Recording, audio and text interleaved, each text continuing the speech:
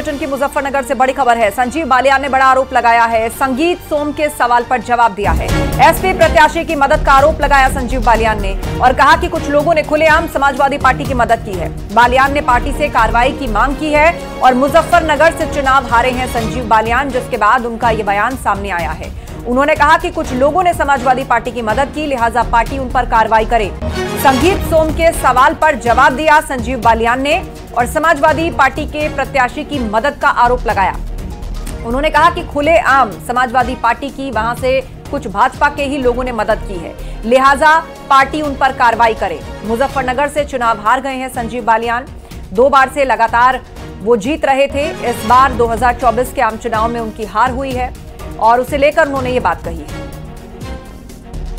मंत्री चुनाव के दौरान संगीत सोम के कई बयान आए, उस बयान का बड़ा नुकसान देखा जा रहा है। अगर माना जाए मुख्यमंत्री की रैली हुई है, रैली होने के बाद तुरंत बाद उनका बयान आता है, लेकिन ऊपरी तल पर मतलब माना जाए प्रदेश अध्यक्ष या कोई कार्रवाई नहीं की गई, जबकि इतने बयान अलग अलग बयान आए।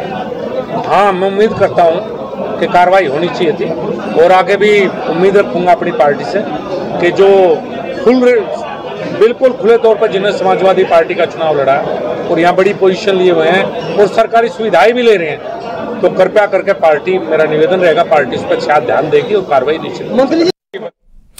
और चर्चा के लिए हमारे साथ हमारे सहयोगी विनेश पवार जुड़ गए हैं। विनेश, किसकी तरफ इशारा कर रहे हैं संजीव बालियान? खुले तौर पर कह रहे हैं कि लोगों ने समाजवादी पार्टी की मदद की है, अब उन पर कार्रवाई हो। देखिए, संजीव बालियान जब चुनाव हारे उसके बाद से तुरंत दिल्ली चले गए थे और देर रात दिल्ली से वापस लौटे। आने के बाद मुजफ्फरनगर में प्रेस वार्ता की।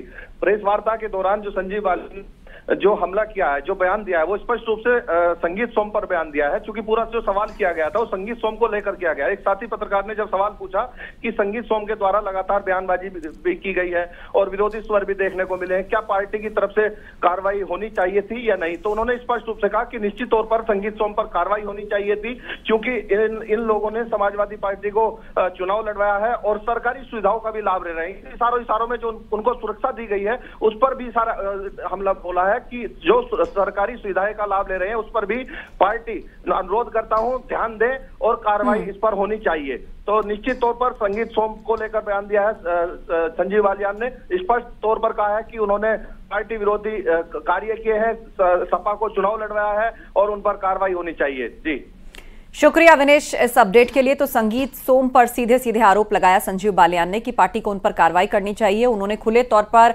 समाजवादी पार्टी के प्रत्याशी को चुनाव ही लड़ाने का काम किया और ये पार्टी विरोधी गतिविधि है, इसीलिए उन पर कार्रवाई होनी चाहिए। एसपी को करीब 60 वोट ज्यादा मिले हैं। सरधना में एसपी को 8,826 वोट मिले हैं। सरधना में बीजेपी को 8,781 वोट मिले हैं। संगीत सोम के गांव में भी बीजेपी हार गई है।